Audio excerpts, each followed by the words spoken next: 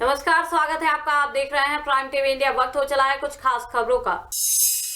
अलीगढ़ में सभी केंद्रों पर यूपी टेट की परीक्षाएं शांतिपूर्ण तरीके से संपन्न हुई। इस दौरान पुलिस की टीम ने प्रवेश पत्र पर एबीएसए का क्लर्क बनकर मुहर लगाने के नाम पर अवैध धन उगाही करने वालों को गिरफ्तार किया। इन आरोपियों के खिलाफ पुलिस ने केस दर्ज कर जांच शुरू कर दी है। मामले को लेकर पुलिस क्षेत्राधिकारी ने बताया कि कॉलेज के बाहर एक फोटोकॉपी की दुकान है। पकड़ा गया आरोपी प्रवेश पत्र पर एबीएसए की स्टाम्प लगाने के नाम पर छात्रों से 50 रुपए प्रति स्टाम्प वसूल रहा था।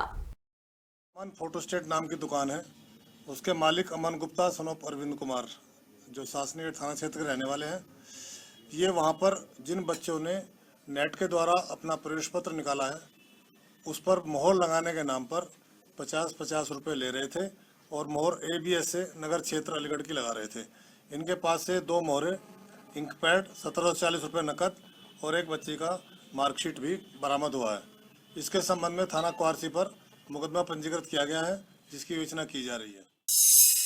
बहराइच के सुजौली में नेपाल से आए ईसाई मिशनरी जमकर धर्म परिवर्तन करा रहे हैं। इस इलाके में जनजातियों को बड़ी संख्या में ईसाई बनाया जा रहा है और क्षेत्रीय पुलिस मामले पर अनजान बनी हुई है। वहीं प्रशासन भी भारी मात्रा में हो रहे इस धर्म परिवर्तन पर चुप्पी साधे हुए है। यही नहीं, इन ईसाई लोगों ने थारू समाज के 142 परिवारों को ईसाई भी बना दिया है। इस मामले को बीजेपी ने पुरजोर ढंग से उठाया है और मामले की शिकायत पुलिस से भी की है। पुलिस फिलहाल मामले को सुलझाने का प्रयास कर रही है। पुलिस ने अभी तक किसी भी दोषी ईसाई समाज के लोगों को गिरफ्तार नहीं किया है।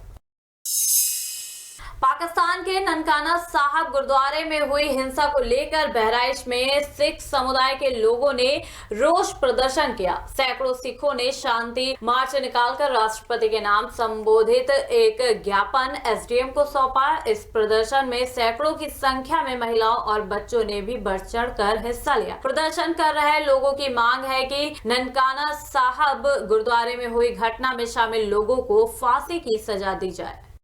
द्वारा श्री ननकाना साहब के ऊपर पथराव करने वाले कुछ अराजक तत्व, जिन्होंने गुरुद्वारे के ऊपर पथराव किया है और उस पे नाम बदल के ननकाना साहब से बदल के मुस्लिम समुदाय का नाम रखने का कार्य किया है, जिन्होंने भी ये कार्य किया है, उसके विरोध में आज हमारे गुरुद्वारा श्री गुरु सिंह सभा बहराइच के अध्यक्ष सरदार गुरुदेव सिंह के नेतृत्व में ये शांति मार्च निकाला गया है और पूरा सिख समुदाय, बहराइच ही नहीं पूरा ऑल ओवर इंडिया का सिख समुदाय ये मांग करता है कि ऐसे तत्वों को फांसी की सजा दी जाए, जिससे सिखों में ये रोष शांत हो सके। प्रतापगढ़ के जमला मोड़ के पास एक स्कूली बस पलट गई। बस के पलटने से कुछ बच्चे चोटिल हो गए, जिन्हें बस का शीशा काट कर निकाला गया। वहीं हादसे के बाद बस चालक मौके से फरार हो गया। वहीं मौके पर पहुंची पुलिस ने सभी घायल बच्चों को पास के साईनाथ अस्पताल में भर्ती कराया है, जहां उनका इलाज चल रहा है। फिलहाल पुलिस फरार बस ड्राइवर की तलाश कर रही है। सहारनपुर में थाना देवबंद के पास हाईवे पर तेज रफ्तार ट्रक ने बाइक सवार को टक्कर मार दी, जिसमें बाइक सवार व्यक्ति गंभीर रूप से घायल हो गया। वहीं ट्रक ड्राइवर घटनास्थल से फरार हो गया। हादसे के बाद राहगीरों की सूचना पर पहुंची पुलिस ने घायल को इलाज के लिए अस्पताल में भर्ती कराया, जहां डॉक्टर्स ने युवक को मृत घोषित कर दिया। मौत की सूचना से मृतक के परिजनों में कोहराम मच गया। पीड़ित परिजनों ने सीएचसी पहुंचकर बिना कार्रवाई के शव को घर ले गए। पास एक गंभीर हालत में मृत अवस्था में आए थे सुरेश सनोप रामचंद्र, उसके द्वारा ही लेके आए गए थे। हमने यहाँ पे देखा तो मृत अवस्था।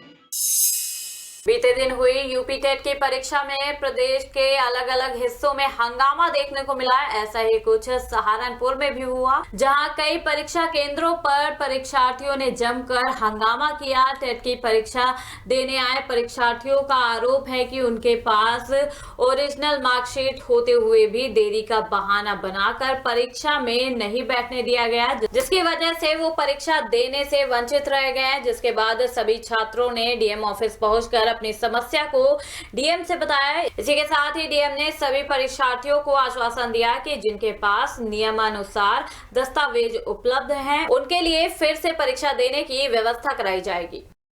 पास आए थे और उनका कन्फ्यूज़न दूर कर दिया गया। उनके एडमिट कार्ड में भी ये चीज़ मेंशन है और जीओ में भी ये चीज़ें मेंशन है कि उनका जो अंक तालिका है, ओरिजिनल मार्कशीट अगर ओरिजिनल है तो वो एंट्री पाएंगे। उन सारे लोगों को एंट्री दी गई है।